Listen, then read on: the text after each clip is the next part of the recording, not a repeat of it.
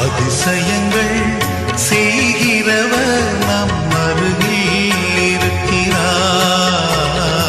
அற்புதங்கள் செய்கிறவர் என்றும் நமக்குள் வசிக்கிறார்.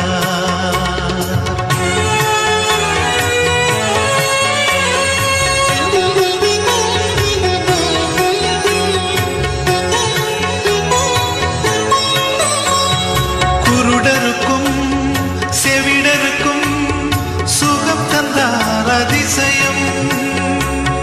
குருடருக்கும் செவிடருக்கும் சுகம் தந்தார் அதிசயம்.